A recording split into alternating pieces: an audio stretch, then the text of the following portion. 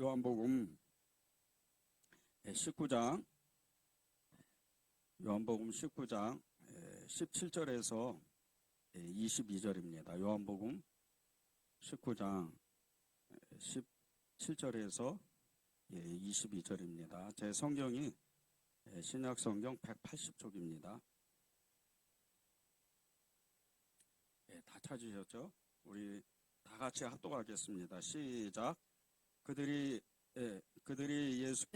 예수를 맡음에 예수께서 자기의 십자가를 지시고 해골이라는 곳에 나아가시니 그들이 거기서 예수를 십자가에 못 박을새 다른 두 사람도 그와 함께 좌우편에 못 박으니 예수는 가운데 있더라.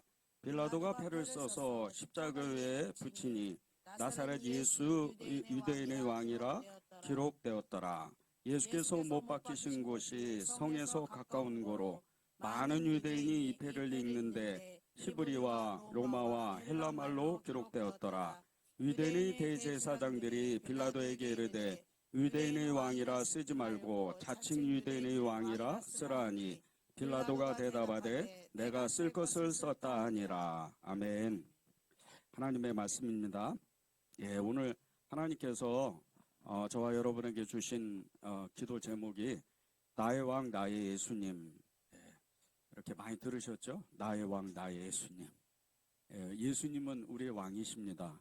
여러분 한 사람 한 사람의 왕이시고 여러분의 인생을 책임지시고 또 여러분이 마음에 소원하는 그 모든 일들 주님의 뜻과 맞는 하나님 아버지와 뜻과 맞는 모든 것들은 다 예수님의 이름으로 이루어지는 겁니다. 그런 은혜를 여러분이 여러분의 삶 속에서 누리시고 또 그것을 정말 받으시길 바랍니다. 주님이 예수님께서 우리의 왕이시다.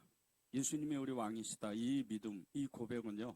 너무나 큰 위로가 되고 우리에게 큰 힘이 됩니다. 예수님이 우리의 왕이시다. 이것은 두말할 것도 없이 예수님이 우리의 모든 것을 책임지신다는 뜻입니다. 예수님이 우리의 왕이시다. 이 말씀 속에는 예수님이 우리의 왕이시면서 세상의 모든 왕의 또 왕이시라는 겁니다. 그리고 예수님은 모든 세계의 왕이신데 우리의 그 육신의 어떤 보이는 세계, 이 모든 세상 가운데도 왕이시지만 우리가 보이지 아니하는 이 영적 세계, 그 모든 세계에서도 예수님은 왕이시라는 겁니다. 하늘과 땅의 왕이신 예수님은 영적 세계에서도 가장 강한 힘을 가지고 계시고 그리고 모든 영적 세계를 다스리시는 분입니다. 19절에서 20절을 보겠습니다. 빌라도가 패를 써서 십자가 위에 붙이니 나사렛 예수 유대인의 왕이라 기록되었더라. 예수께서 못 박히신 곳이 성에서 가까운 고로 많은 유대인이 이 패를 읽는데 히브리와 로마와 헬라말로 기록되었더라. 예수님께서 십자가에 못 박히시는데 이 십자가에 못 박은 사람이 그 예수님을 재판하고 십자가에 못 박게 그것을 정말 판결한 사람이 이 빌라도입니다. 본디오 빌라도. 이 본디오 빌라도는 정말 인류가 마지막 순간에 끝날 때까지 이 본디오 빌라도는 불명예의 이름 그리고 그는 저주받은 이름이 된 겁니다. 이 재판 하나 때문에. 그런데 이 빌라도가 예수님을 십자가에 못 박고 그 십자가 위에 패를 하나 걸었는데 그 패에다가 나사렛 예수 유대인의 왕이라고 이렇게 적었습니다. 그런데 이것을 나사렛 예수 유대인의 왕이다. 이 말씀을 히브리어로 그리고 로마어로 그리고 헬라어로 기록했다는 겁니다. 오늘 이 말씀 가운데에서 이 요한복음 19장 17절에서 22절의 말씀으로 예수님이 우리에게 말씀하시고자 하는 것은 예수님이 우리의 왕이시고 예수님이 나의 왕이시라는 겁니다. 그것을 말씀을 나누는데 예수님이 어떤 왕이신가? 예수님은 우리의 어떤 정말 왕으로 오셨는가? 이것을 오늘 이렇게 나누면 좋겠습니다. 19절에서 20절을 제가 다시 한번 읽겠습니다. 빌라도가 패를 써서 십자가 위에 붙이니 나사렛 예수 유대인의 왕이라 기록되었더라. 예수께서 못 박히신 곳이 성에서 가까운 고로 많은 유대인이 이 패를 읽는데 히브리와 로마와 헬라말로 기록되었더라. 예수님 당시에 이 로마는요, 세상에서 가장 강한 나라예요. 정말 아직 이 동양의 동방 쪽에 있던 중국도 어마어마하게 큰 나라잖아요. 예수님 당시는 2100년 전입니다. 2100년 전에 이 중국이란 나라는 어마어마한 나라예요. 거의 이 동양의 가장 큰 나라죠. 그런 나라를 대제국을 이룬 나라인데 아직 이 중국이란 나라가 이 서양에 알려지기 전 그런 시대입니다. 예수님 시대에 이 로마라는 나라는 이 이탈리아의 작은 그 한 도시에서 출현해서 수백 년 동안 거의 천여 년 동안 그 지중해 연안에 있는 모든 나라를 다 점령하고 대제국을 이루는 어마어마하게 강한 어마어마하게 큰 나라입니다. 이 나라가 이 로마가 정말 이 이스라엘도 점령해서 식민지로 지금 우리로 말하면 이제 일제 강점기죠. 일제 감정기와 같이 그런 식민지로 삼아서 이스라엘의 모든 그 백성들을 억압하고 그들의 종교를 계속해서 핍박하고 그런 식입니다. 이 예수님 당시에는 그 예수님이 당시에 가장 강한 나라 이 로마였는데 이 로마가 너무나 심하게 유대인들을 괴롭히니까 유대인들을 억압하니까 이 유대인들이 오랫동안 기도하는 거예요. 기다리고 또 기다렸던 그 자신들의 조상적부터 기다렸던 이 메시아를 기다리는 거예요. 메시아가 오면 이 로마가 다 망하고 그리고 이 이스라엘 전체 이 나라는 이스라엘은 회복돼서 이 세계의 중심이 될 것이다. 그리고 세계를 다스리는 가장 강한 나라가 될 것이다. 그런 꿈과 희망을 가지고 있었던 거죠. 그러나 그들은 꿈을 가지고 있었지 실제로는 그렇지가 않았다는 거예요. 실제로는 이 로마가 이스라엘 백성들에게 어마어마한 일을 핍박을 가하고 어마어마한 억압을 가해서 이 이스라엘이 힘을 쓰지 못했어요. 그런 가운데 이 이스라엘이요, 이 하나님을 예수님을 십자가에 못 박은 거예요. 그런데 그 십자가에 못 박은 예수님이 이 빌라도가 이스라엘 총독이었던 이 유대의 총독이었던 이 빌라도가 못 박은 이 예수님이 유대인의 왕이었다는 거예요. 유대인의 왕이다. 이것은 단순히 유대의 사람들, 이스라엘 사람들의 왕이라는 뜻이 아닙니다. 온 세계 왕이죠. 로마의 왕이에요. 예수님이 이때 당시에 황제가 다스리는 이 로마를 전체적으로 다스리는 왕이었던 거예요. 역사를 주관하시는 예수님인 거죠. 이 로마도 1000년이 지나가면 그 엄청난 영화를 누렸던 이 모든 것들이 다 끝나고 나라는 완전히 흔적도 없이 망합니다. 역사의 주관자가 예수님이시라는 거죠. 이 예수님께서 이 로마를 다스리는데 로마를 통치하시는데 정말 그 로마의 역사를 다스리실 때 어떤 왕으로 오셨는가? 예수님은요, 첫 번째로 힘을 이 세상의 세상에 있는 힘을 다스리는 왕이었다는 거예요. 로마가 그런 나라거든요. 이 로마는 육의 세계를 상징하는 그런 나라입니다. 우리가 보는 이 세상을 상징하는 그런 나라죠. 이 세상도 사람이 다스리고 로마라는 대제국이 중국이라는 대제국이 이 세계를 다스리는 것 같아도요. 그 뒤에서 역사를 주관하시는 분은 예수님이시라는 거예요. 이 예수님께서 이 로마를 다스리시고 통치하시는데 보십시오. 로마는 정말 어마어마한 나라예요. 이 로마가 이 군단 단위로 이 군인들이 정말 수십만 명이 있었는데 한 군단만 따져도요. 거의 6,000명가량이 이 한 군단을 이루어요. 그런데 이것이 가장 로마가 번성했을 때 이 마르쿠스 아울렐리우스라는 이 황제 때는 이 군단이 30개나 있었어요. 무려 한 20만 명 가까이 되는 군인이 있었다는 거예요. 정예병이 황제의 친위대와 그리고 각 지방마다 있는 이런 민병대까지 합하면 거의 40만 명 가까이 되는 이런 어마어마한 나라였어요. 그런 어마어마한 막강한 나라인데 당시 이때 이 로마 시대 때는 이스라엘은 힘을 쓸 수가 없는 거예요.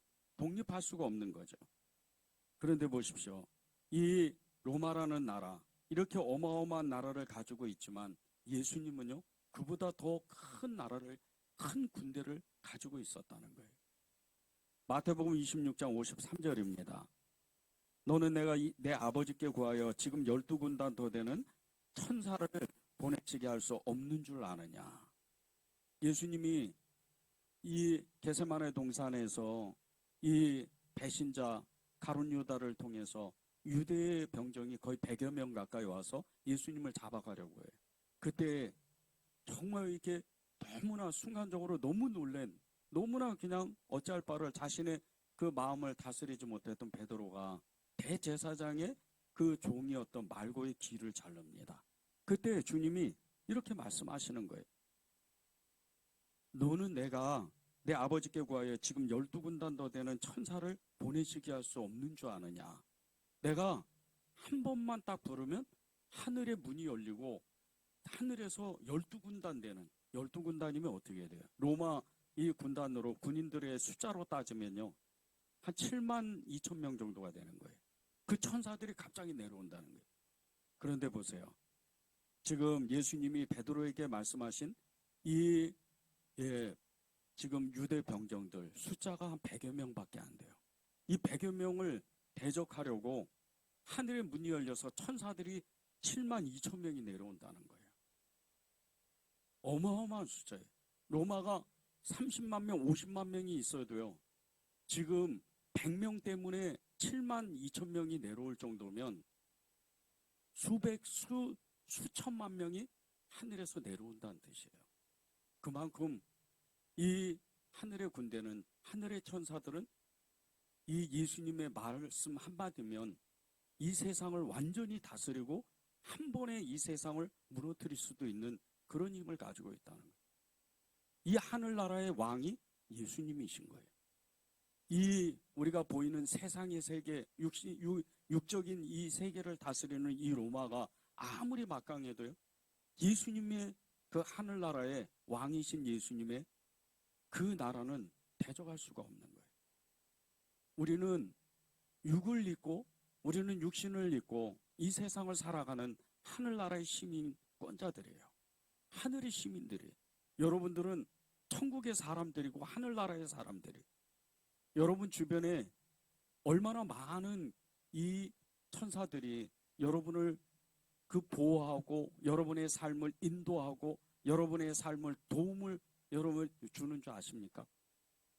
히브리서에 보면 천사는요, 이 구원받은 자의 부리는 영이라고 그랬어요.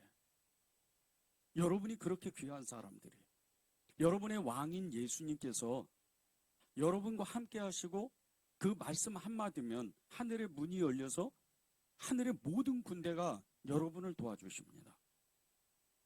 여러분이 그런 사람들이, 그런 왕을 여러분이 모시고 있는 거예요. 여러분이 무엇을 걱정하겠어요? 여러분이 사는데 지금 내가 겪고 있는 힘들고 어렵고 고통스러운 일이 있다 할지라도 그 여러분이 믿는 예수님만 믿으면, 나의 왕 나의 예수님만 믿으면, 정말 그분만 의지하면 오늘도 내가 내 힘으로는 할 수 없는 모든 일들을 하나님이 한순간에 다 깨끗하게 그 문제를 해결하시고 우리의 마음의 소원을 온전히 이루어 주시는 거예요. 여러분이 기도 제목들, 여러분 가운데 정말 내가 간절히 원하는 기도 제목들이 있잖아요.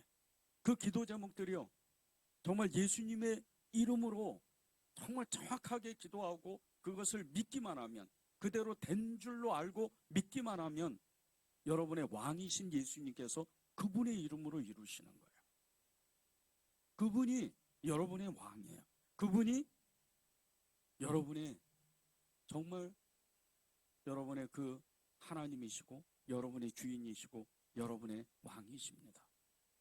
세상은 아무리 강해도요, 예수님을 이길 수가 없어요. 세상이 아무리 커도 예수님보다는 크지는 않아요.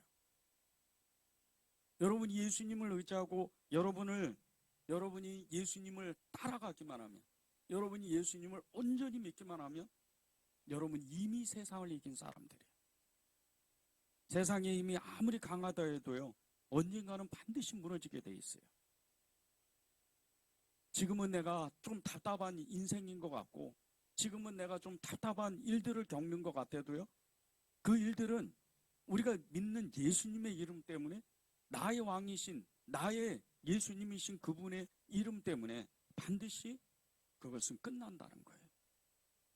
여러분이 그래서 인내해야 되는 거예요. 여러분이 그래서 예수님의 이름을 부르고 그분을 따라가고 그분께 호소하고 그분께 나아가는 거예요.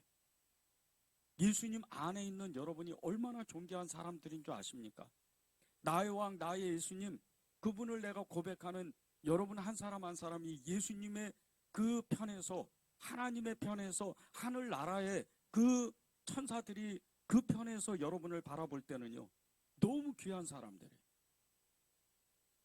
여러분 한 사람이 우주의 그 중심이에요.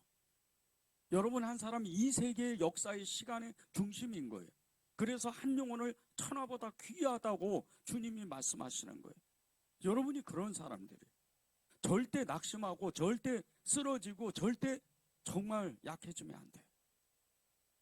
무슨 일이 있어도 주님은 하실 거야. 주님은 반드시 이것을 응답하시고 주님은 나와 함께 하셔. 두려워 말라, 놀라지 말라. 나는 너의 하나님이라. 내가 너를 도우리라. 참으로 나의 의로운 손으로 너를 도우리라. 그분이 여러분의 왕이세요. 그분은요, 여러분을 이 세상 어느 것보다도 존귀하고 귀하게 여기세요. 그분은 천하보다 여러분을 더 귀하게 생각하시는 분이에요. 그분을 의지하는 거예요. 2007년 미국 애리조나주 피닉스에서 한 세미나가 열렸어요. 세계 곳곳에서 한 800여 명 가까이 되는 정말 이 CEO들이 모여가지고 세미나를 이렇게 열었는데, 그 세미나를 주최한 분이 게리 스몰리라는 이 사람이에요. 이 사람이 테이블 위에 낡은 바이올린을 거기다가 올려놓고 이렇게 한 가지 이렇게 질문을 했어요. 근데 이 바이올린은요, 목 부분이 부러진 채 줄이 매달려 있고, 그 바이올린이 너무나 형편없는, 정말 어떻게 그냥 어디 정말 이렇게 고전 이 중고 가게에서나 살 수 있는 그런 바이올린 거예요. 근데 이 스몰리가 그 청중들에게 이 높이 이 바이올린을 치켜들고 이렇게 물어보는 거예요. 이 악기의 가치가 얼마나 될 것 같습니까? 이렇게 질문을 하는 거예요. 거기에 있는 모든 청중들이 거의 다 웃었어요. 그 바이올린이 너무나 형편없는, 줄이 다 끊어지고 목 부분도 다 상한 이 바이올린이 가격이 얼마나 되겠어요? 그저 그냥 어디 밖에 버리든지 뭐 이렇게. 근데 그 중에 어떤 한 사람이 그 목 부분을 고쳐서 판다면 그래도 한 3달러, 4달러는 받지 않을까요? 이렇게 대답을 하는 거예요. 그 대답을 듣고 이 스몰리가 그 바이올린 안쪽에 있는 작은 글씨, 그 글씨를 자기가 이렇게 어떤 글씨가 써져 있는지 그것을 읽어주겠다고 이렇게 청중들에게 이야기를 했어요. 근데 그 이야기를, 그 글씨의 그 글씨를 듣고, 그 소리를 듣고 모든 사람들이 정말 너무나 놀랐어요. 그 안에는 이렇게 써져 있습니다. 1723년 안토니 스트라비 바리우스, 이렇게 써져 있었어요. 그런데 이 글자를 듣고, 이 글씨를 듣고, 읽는 것을 듣고 모든 사람이 깜짝 놀란 거예요. 너무나 놀랐어요. 입이 떡 벌어지는 거예요. 이 스트라비 바리우스라는 이 바이올린은요, 현재 지구상에서 한 600개 정도 이렇게 남아있대요. 그런데 한 대의 가격이 30억에서 정말 이렇게 온전한 것은 거의 300억 가까이가 된다는 거예요. 그렇게 볼품없는 이 바이올린. 이 스몰리는요, 세미나에 참석한 모든 그 사람들에게 이 바이올린이 어떤 바이올린인지 자세히 볼 수 있도록 그 맨 앞줄에 있는 그 첫사람에게 이 바이올린을 건네주면서 자세히 한번 살펴보라고. 그리고 그 앞줄에 있는 첫사람에게 건네줬어요. 이 바이올린을 건네받은 이 첫사람이 너무나 떠는 거예요. 혹시나 이 깨질까봐, 혹시나 이게 부러질까봐. 조금 전만 해도 너무나 목이 그 바이올린 목 부분이 다 상하고 줄이 끊어져 있는 이 형편없는 바이올린이 갑자기 너무나 비싼, 너무나 귀한 그런 물건이 돼버리는 거예요.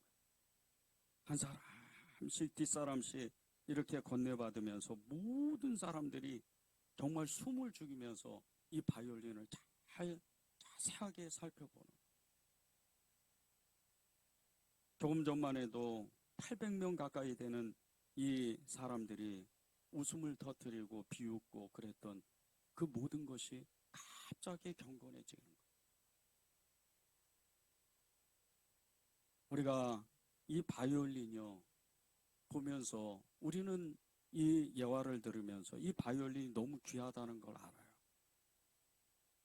그런데 이 바이올린을 처음 소개받았던 이 대부분의 사람들은 이렇게 귀한 줄을 몰랐어요. 그러면서 뒤늦게 건네받은 자기들의 손으로 자기의 눈으로 살펴본 이 바이올린, 이 너무나 귀하다는 걸 알게 돼요. 우리가 그렇습니다. 우리 한 사람 한 사람이요 사실은 이렇게 볼품이 없고 너무 연약한 것 같고 가진 것도 없고 배운 것도 없고 그런 것 같아요. 다른 사람이 더 나보다 나은 것 같고 다른 사람이 나보다 더 행복하게 사는 것 같고 그런 마음이 우리 안에 있어요. 그런데 주님은 여러분 한 사람 한 사람을 바라볼 때 그렇지가 않다는 거예요.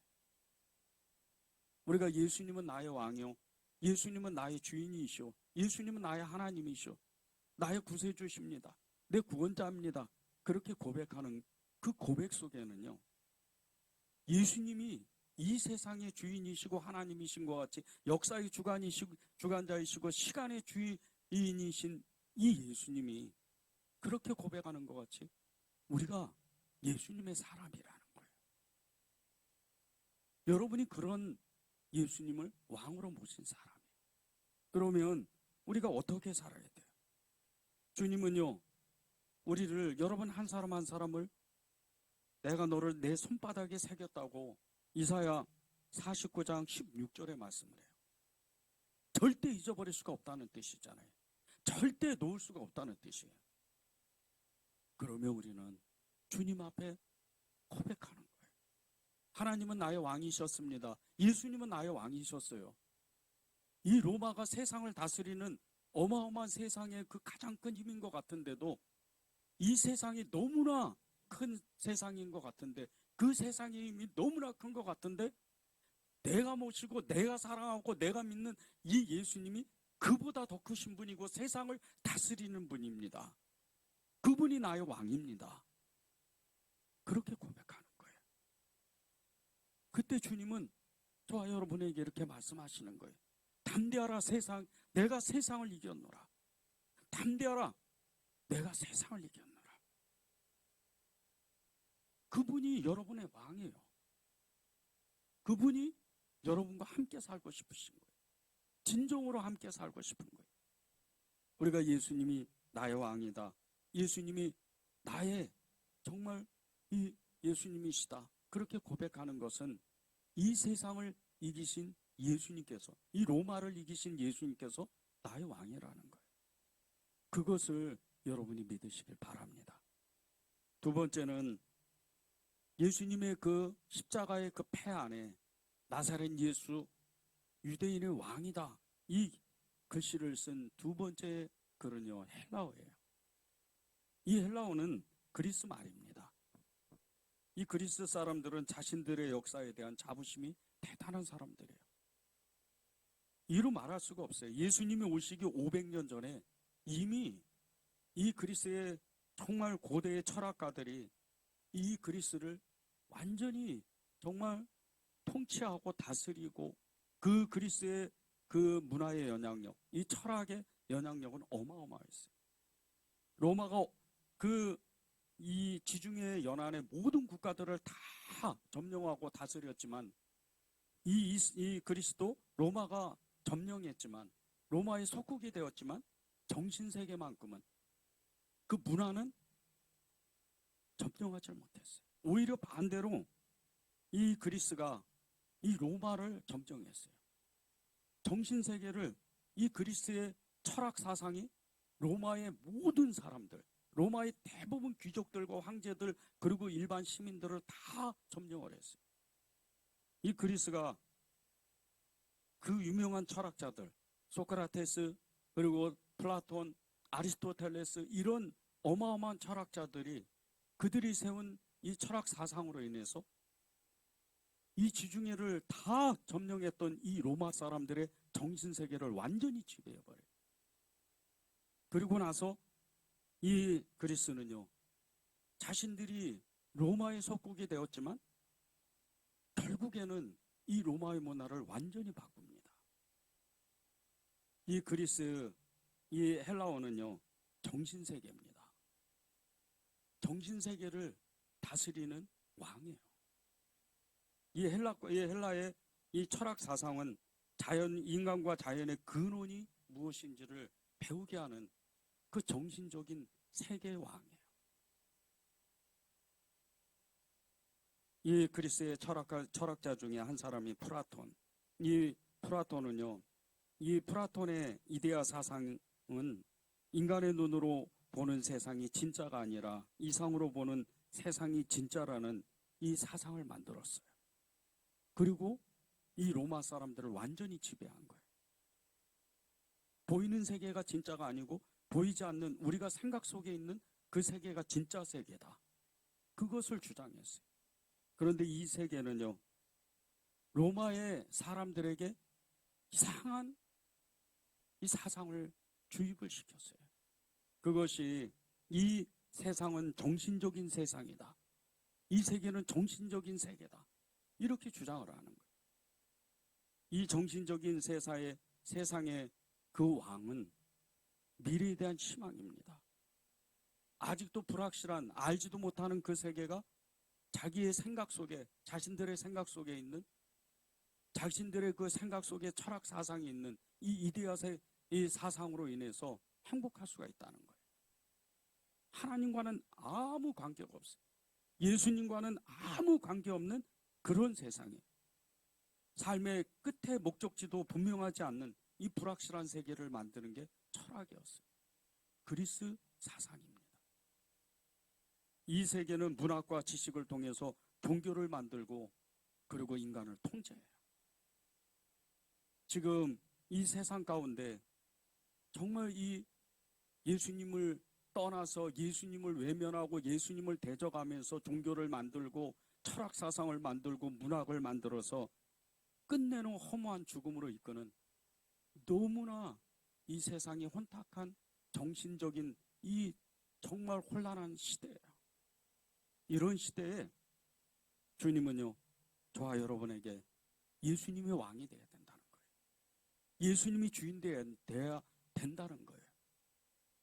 예수님이 이 나사렛 예수 그리스도께서 유대인의 왕이다. 로마어로 기록되어 있고 헬라어로 기록되어 있고 히브리어로 기록되어 있는 이 예수님께서 유대인의 왕이었다. 우리의 왕이었다는 거예요. 이 그리스 철학자들이 그들에게 하나님은 바울이라는 사람을 통해서 진리의 복음을 전합니다. 그들이 비록 듣지는 못하고 믿지는 않았지만 진리의 복음을 전했어요. 그것이 아니라고. 그것이 사도행전 17장 22절에서 31절에 나와요. 다소 길지만 제가 읽겠습니다. 바울이 아레오바고 가운데 서서 말하되 아덴 사람들아, 이 아덴은 아테네예요. 지금으로 말하면 그리스 아테네입니다. 아덴 사람들아, 너희를 보니 범사에 종교심이 많도다. 내가 두루 다니며 너희가 위하는 것들을 보다가 알지 못하는 신에게라고 새긴 단도 보았으니 그런즉 너희가 알지 못하고 위하는 그것을 내가 너희에게 알게 하리라. 우주와 그 가운데 있는 만물을 지으신 하나님께서는 천지의 주제시니 손으로 지은 전에 계시지 아니하시고 또 무엇이 부족한 것처럼 사람의 손으로 섬김을 받으시는 것이 아니니 이는 만민에게 생명과 호흡과 만물을 친히 주시는 이심이라. 인류의 모든 족속을 한 혈통으로 만드사 온 땅에 살게 하시고 그들의 연대를 정하시며 거주의 경계를 한정하셨으니 이는 사람으로 혹 하나님을 더듬어 찾아 발견하게 하려 하심이로되 그는 우리 각 사람에게 멀리 계시지 아니하도다. 우리가 그를 힘입어 살며 기동하며 존재하느니라. 너희 시인 중에 어떤 사람들의 말과 같이 우리가 그의 소생이라 하니 이와 같이 하나님의 소생이 되었은즉 하나님을 금이나 은이나 돌에나 사람의 기술과 관으로 새긴 것들과 같이 여길 것이 아니니라. 알지 못하던 시대에는 하나님이 간과하셨거니와 이제는 어디든지 사람에게 다 명하사 회개하라 하셨으니 이는 정하신 사람으로 하여금 천하를 공의로 심판할 날을 작정하시고 이에 그를 죽은 자 가운데서 다시 살리신 것으로 모든 사람에게 믿을 만한 증거를 주셨음이니라 하니라. 정말 우리의 영적인 눈이 열려야 돼요. 예수님은요, 지금 이 세계를, 지금 우리가 사는 이 세상을 바라보면서 우리가 우리 가정을 벗어나서 여러분을 조금만 이렇게 벗어나서 이웃을 이렇게 주변에 있는 이웃들을 보면요, 지금 정신적인 혼란 속에서 그들이 갈 길을 못 찾아서 그렇게 헤매는 삶을 살고 있는 거예요. 그냥 TV를 잠깐만 틀어도요, 예수님과는 아무 관계없는 귀신 영화, 그리고 어떤 이 우주 공상과학 같은 이런 드라마들, 영화들, 그리고 프로그램들이 계속해서 나와요. 이런 정신적인 철학 사상을 가지고 지금 세상 사람들은 살고 있는 거예요. 이 바울이 이 그리스 아테네에 가서 이 아레오바고라는 이곳은 어떤 곳이냐면요, 아크로폴리스의 그 서편에 있는 언덕 위에 있는 그 정말 이 그리스의 모든 철학자 중에 철학자들이 모여서 이 고대의 철학을 논쟁하는 그런 곳이에요. 그곳에 이 바울이 가서 복음을 전하는 거예요. 너희들이 그렇게 깊은 지식을 가지고 그렇게 정신세계에 놀라운 그 철학을 가지고 있지만 너희들은 결국은 하나님과 아무 관계없는 일을 하고 있다는 거예요. 예수님밖에 없다는 거예요. 그래서 전에는 알지 못했지만 이제는 지금 시대에는 하나님이 예수 그리스도의 복음, 그 복음 하나면 충분하다고 그렇게 말씀하신다는 거예요. 우리가 예수님을 믿는 그것은요, 이 세상에서 어떤 것보다 가장 귀한 일이에요. 우리가 예수님이 왕이다, 나의 예수님이다 이렇게 고백하는 것은 다른 뜻이 아니에요. 여러분이 가는 모든 곳곳에 세상을 밝혀야 돼요. 정신적으로 혼란한 이 세상 가운데 교회 안에서조차 그냥 세상의 문화가 그대로 들어와 있는 그런 정말 너무나 안타까운 일들도 너무 많아요. 예수님이 없어도, 심지어는 어떤 곳에서는 구원이 예수님 아니고 다른 곳에도 있다는 거예요. 절대 용납하면 안 돼요. 특별히 동성애를 인정하는 것은 예수님을 믿지 않는 거예요. 우리가 동성애 그 반대를 위해서, 동성애가 계속해서 확산되는 이것을 위해서 중보기도하는 것은 다른 게 아닙니다. 예수님이 우리의 왕이라는 것을 우리가 인정하기 때문이에요. 우리가 그것을 믿기 때문이에요. 동성애는 교회를 무너뜨리는 정말 너무나 무서운 어떤 하나의 일이 될 수가 있어요. 여러분이 왜 세상을 위해서 기도해야 되는 줄 아십니까? 세상에 있는 문학, 철학, 세상에 있는 정신적인 어떤 일들, 그리고 우리의 이 자녀들을 붙잡고 있는 이 미디어, 이 SNS, 여러 매체들, 그 모든 것들이요 정신세계를 다스리는 사단의 계략이에요. 그리스 철학이 이 정말 1000년 동안, 예수님이 오시기 1000년 전에 로마가 망하고 망할 때까지 이 1000년 동안 다스렸던 이 철학 문화가 지금도 이 21세기에 22세기를 맞이하는 이 세대에 세상을 다스리고 있어요. 예수님이 왕이 되시면, 예수님이 이 땅을 다스리시는 것을 우리가 선포하고 고백하고 그것을 전하면, 예수님이 구원이 있다는 것을, 예수님밖에 없다는 것을 전하면 이 세상은요 예수님의 나라가 되는 거예요. 그래서 바울이 그렇게 고백을 하는 거예요.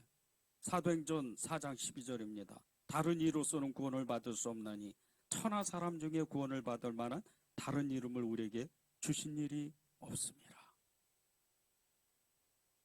천하에는 구원받을 만한 이름을 주신 일이 없어요. 예수님 아니고, 예수님도 믿고 세상도, 세상의 어떤 문학이나 철학 이런 것을, 그런 것을 믿는다고, 다른 종교를 믿는다고, 그것은 있을 수가 없는 일이에요. 그러다 망한 민족이 이스라엘 민족이에요. 우상 숭배하고 바알과 아세라를 믿고 시돈의 그 정말 이 몰렉의 신을 믿고 그런 신들을 믿다가 하나님께 징계를 받아서 나라 자체가 완전히 무너졌어요. 하나님밖에 없다는 거예요. 이 세상을 다스리는, 이 마귀가 다스리는 이 세상의 신은요 우리의 정신세계를 혼란하게 만들어요. 사람에게는, 인간에게는 영과 혼과 육이 있습니다. 우리의 영혼은 예수님의 이름을 믿는 그 순간서부터 우리의 영혼은 달로 새로워져요. 우리는 간절한 소망이 있습니다.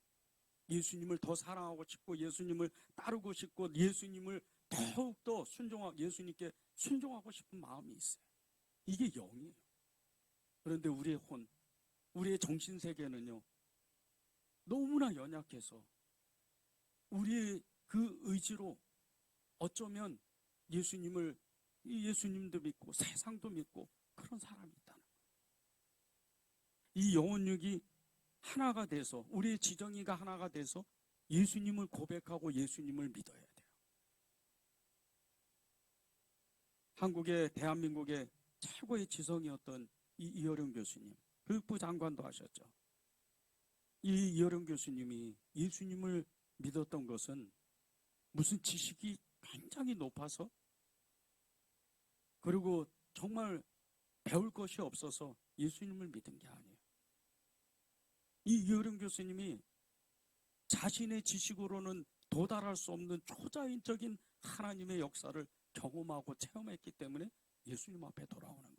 자신의 힘으로는 도저히 그 지식에 도달할 수가 없으니까. 그래서 이 이어령 교수님이 예수님을 믿게 된 거예요. 학문과 지식이 정말 이루 말할 수 없는, 대한민국의 가장 뛰어난 지성이라고 그렇게 말하는 이 이어령 교수님이 예수님을 믿고 2017년 한 책을 썼어요. 그 책이 지성에서 영성으로입니다. 이 책 안에서 이렇게 이 이어령 교수님이 고백을 했어요. 사랑하는 딸아, 너의 기도가 높은 문지방을 넘겠다. 이 이어령 교수님의 그 딸이 이민아 그 목사님이세요. 그런데 이 목사님이 아버지를 위해서 기도하고 그 가정을 위해서 기도하고 끝내 그 아버지가 예수님 앞에 돌아와요. 도저히 자신의 지식으로는 따라갈 수가 없으니까.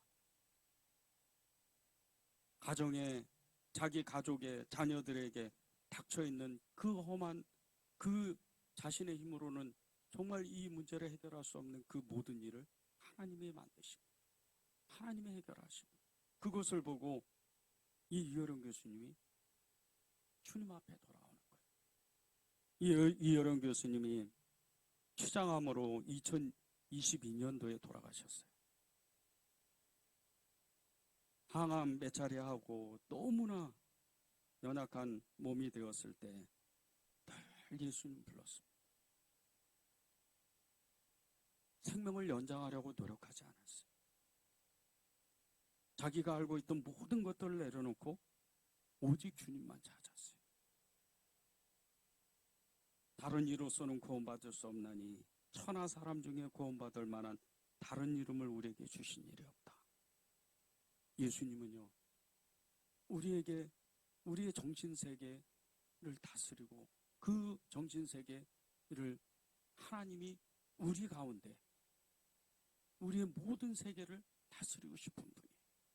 여러분의 생각, 여러분의 마음, 여러분의 계획, 여러분의 뜻, 그것을 주님 앞에 고정시켜야 돼요. 우리가 이 세상 가운데에서 이 혼탁한 이 마귀가 다스리는 이 세상 가운데에서 우리가 예수님을 붙잡고 예수님은 나의 왕이다, 예수님은 나의 정말 힘이시다, 주님이시다, 그렇게 살 수 있는 그 방법은요, 나의 생각과 나의 계획과 나의 마음을 주님께 고정하는 거예요.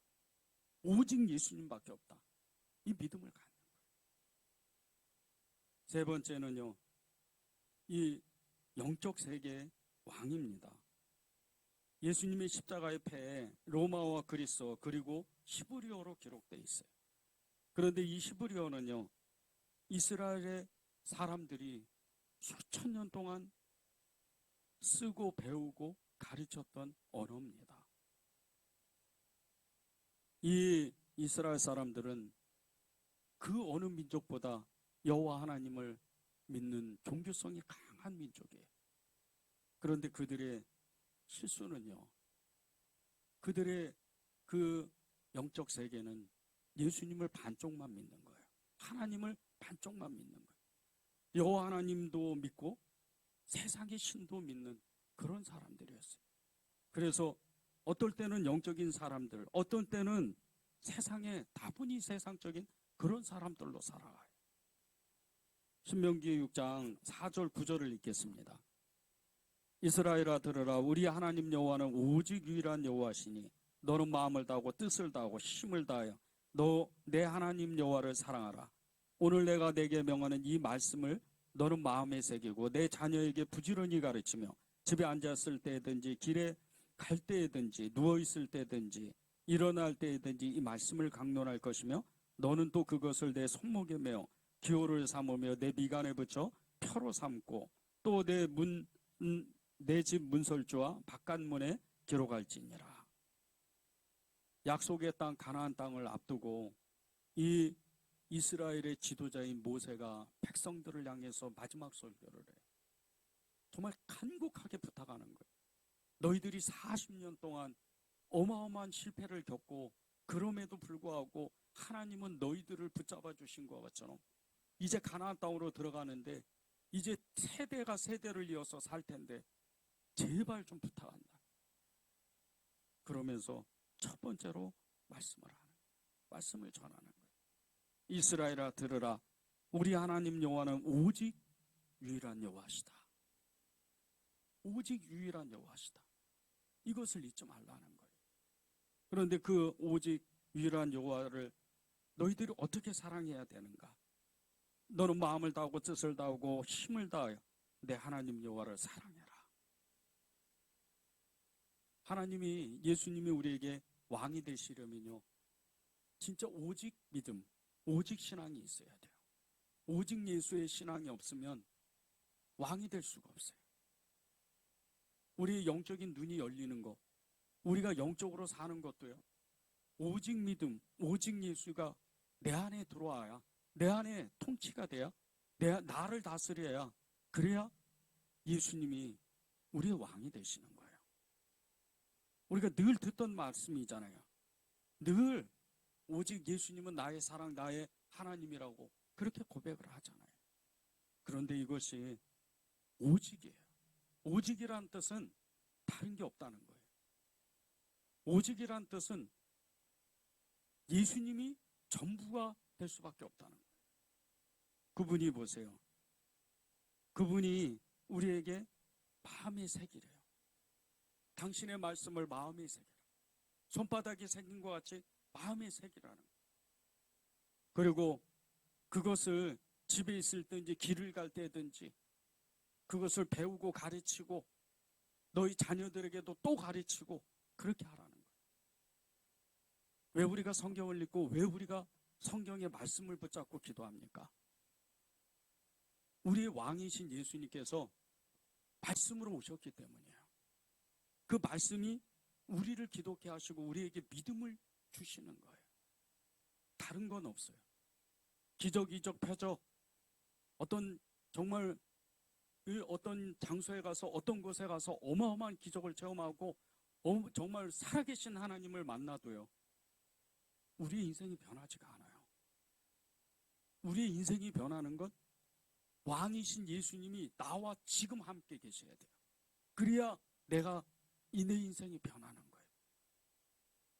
저는 여러분들이요, 그 예수님이 여러분과 함께 하셔서 여러분의 그 마음의 소원들, 여러분이 정말 풀지 못하는 그 문제들, 질병들, 그 모든 것들이 예수님의 이름으로 풀어지길 정말 간절히 원하는 사람입니다. 그것을 또 믿어요. 저는 여러분 한 사람 한 사람을 위해서, 교회를 위해서, 그리고 하나님의 나라를 위해서 기도할 때 믿음으로 기도합니다. 비록 눈에는 안 보여요. 이것이 응답됐는지 안 됐는지 저는 알지를 못해요. 그러나 저는 믿고 기도를 해요. 그 이유는 다른 게 없어요. 무슨 기도를 많이 해서 기도에 어떤 능력이 있어서 아니에요. 왕이신 예수님께서 그것을 믿게 하시니까, 그것을 믿음으로 기도하라고 하시니까 그걸 믿음으로 기도하는 거예요. 선포하는 거예요. 여러분도 똑같습니다. 여러분이 왜 기도해요? 여러분이 왜 예배를 드려요? 왜 예수님을 왜 믿으시겠어요? 그건요, 여러분의 왕이신, 여러분의 주인이신 예수님께서 여러분과 하고 싶으신 일들이 있기 때문이에요. 지금 여러분이 가지고 있는 그 기도 제목들, 마음의 소원들, 이것을 뛰어넘어야 돼요. 그건 반드시 응답됩니다. 그러나 더 높은 차원으로 가야 돼요. 영적 세계로 나가야 돼요. 이스라엘 백성들이 하나님을 온전히 반만 50% 믿었기 때문에 그들은 영적 세계로 나가지를 못했어요. 이 가나안 땅으로 들어가면서 이스라엘 백성이 전쟁할 때 첫 번째 전쟁이 무엇입니까?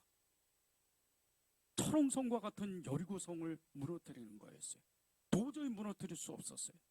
그런데 여호와 하나님의 이름을 부르고 정말 그 전쟁에 나갔을 때 그 철옹성과 같은 여리고성이 한순간에 무너져요. 사람이 무너뜨리는 게 아니에요. 똑같아요. 우리가 여리고성을 만날 때가 너무 많아요.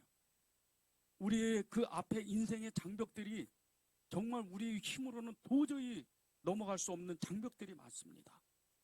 그런데 이 장벽을 뛰어넘고 하나님의 나라, 하나님의 기적, 하나님의 그 높은 그 영적인 세계에, 거기에서 우리가 도달하려면요, 예수님이 우리의 왕이 돼야 돼요.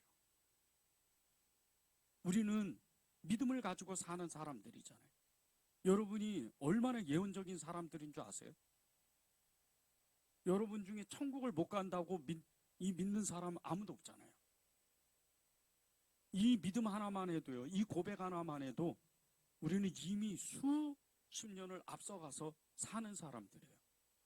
천국 간다는 믿음, 영적인 이 믿음 때문에 벌써 우리는 수십 년 동안 그 앞서서 사는 거예요. 그런데 이것이 믿어지지 않으니까, 이 영적 세계가 믿어지지 않으니까 우리가 너무나 두려워하고 무서워하고 연약하게 사는 거예요. 이 헬라 사람들 보세요. 이 그리스 사람들은 자신이 생각하는 이 정신세계가 이 세상을 다스린다고 그렇게 믿었는데도 세상을 다스렸어요. 하물며 우리는 하나님을 믿는, 이 영적 세계뿐 아니고 이 세상을 다스리는 하나님을 믿는 사람들이에요. 그런데 우리가 그것을 선포하고 믿고 그대로 믿음으로 살게 되면요, 세상이 바뀌는 거예요. 이 영적 세계는 우리가 눈으로 보고 정말 손으로 만지고 그런 세상이 아니에요. 믿음으로만 보는 세상이에요. 그래서 이 믿음으로만 보는 이 세상은요, 우리가 주님을 따라가고 주님이 왕이신 그분을 믿고 그분의 인도하시는 대로 말씀대로 살아가야 그 영적 세계가 보이는 거예요. 그래야 우리가 종교적인 이 종교인이 되지 않고 정말 믿음의 사람이 되고 성령의 사람이 되고 예수님의 사람이 돼서 하나님 앞에 끝내는 가는 거예요. 이스라엘 백성 보세요. 한쪽에는 예수님, 한쪽에는 하나님, 한쪽에는 세상의 신, 그것을 믿고 그렇게 살다 보니까 정말 그 얼마 지나지 않는 시간을 끝나고 나서 결국은 나라 전체가 무너져 버려요.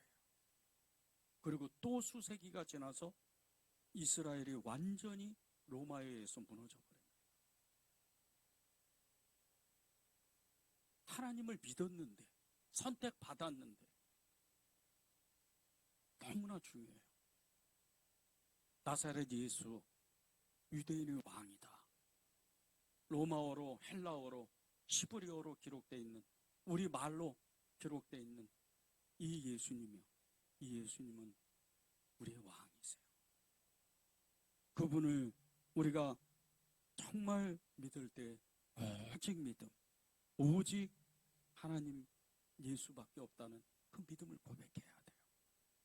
이스라엘아 들으라, 우리 하나님 여호와는 오직 유일한 여호와시니 너는 마음을 다하고 뜻을 다하고 힘을 다하여 내 하나님 여호와를 사랑하라. 우리의 생각과 마음과 나의 꿈을 예수님께 고정할 때, 예수님께 내어드릴 때 여러분의 그 뜻보다, 여러분의 생각보다, 여러분의 계획보다 훨씬 높은 차원의 그 하나님의 뜻이 이루어져요. 그분이 왕이기 때문에. 열매 나눔 재단이라는 이 재단이 있어요. 여기에 대표이신 김범석 목사님이 계십니다. 이 목사님이 도시 빈민을 섬기고 복음을 전하는 그 삶을 살아가는 분이에요. 그런데 이 김범석 목사님의 아버님 김흥룡 목사님도 똑같은 사역을 했어요. 아버지가 했던 이 도시 빈민 사역을 그 아들 김범석 목사님이 그대로 이어받은 거예요. 1997년 서울역 쪽방촌 거리에서 나사로의 집이라는 이 재단을 세우고 가난하고 소외된 이웃을 섬기고 지금까지도 살고 계시는 분. 근데 이 김범석 목사님이 코스타의 강서로도 유명하셨던 분이에요. 너무나 그 정말 섬김의 삶이 변함이 없고 늘 가난하고 소외되고 연약한 사람들과 함께 마음을 나누고 그들과 함께 먹고 마시며 그렇게 살았어요. 근데 이 목사님이 어려서부터 아버님 목사님이신 김웅룡 목사님의 그 사역을 보면서 자신은 나중에 이 목회자가 되는 것을 싫어했어요. 아버지가 너무 힘들었고 너무 고생을 했기 때문에. 그런데 어느덧 그 아버지 김웅룡 목사님이 하셨던 이 사역을 이 김범석 목사님이 그대로 이어받아서 그 사역을 했어요. 이 김범석 목사님이 2012년도에 역전이라는 책을 하나 썼습니다. 이 역전의 책은 그 쪽방촌 사역을 하고 사역을 하면서 목사님의 그 믿음의 길을 자서전 형식으로 기록한 책이에요.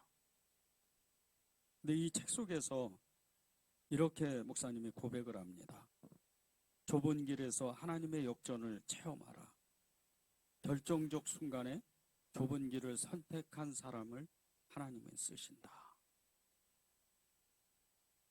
오직 예수, 오직 믿음. 이것은요, 예수님이 나의 왕일 때, 예수님이 나의 왕이라는 걸 고백할 때, 그때 고백하는 거예요.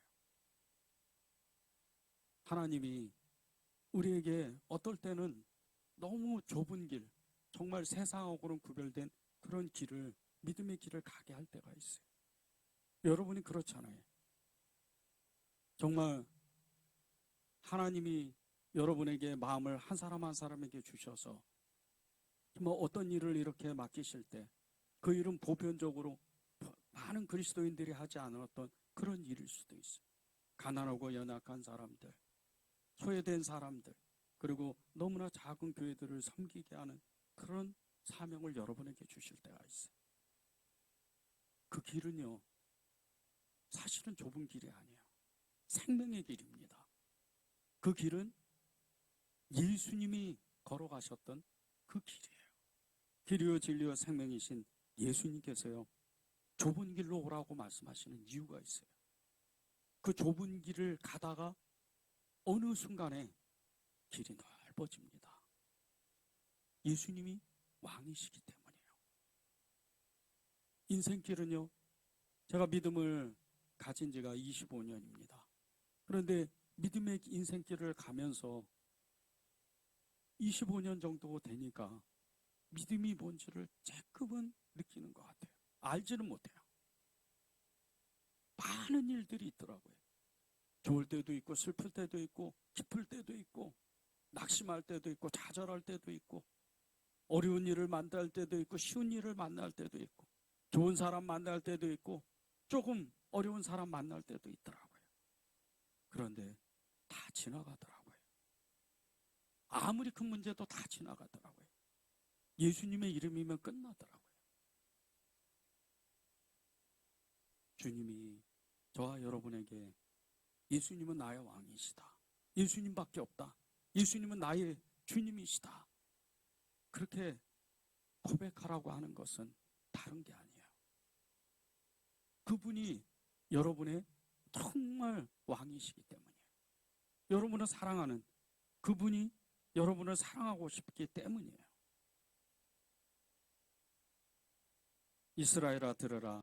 우리 하나님 여호와는 오직 유일한 여호와시니 너는 마음을 다하고 뜻을 다하고 힘을 다하여 내 하나님 여호와를 사랑하라. 여러분이 그렇게 고백하면 그분은요, 여러분이 생각하는 것보다 훨씬 더 크게 여러분을 사랑한다고 고백해요. 주님은 우리를 사랑하기 때문이에요.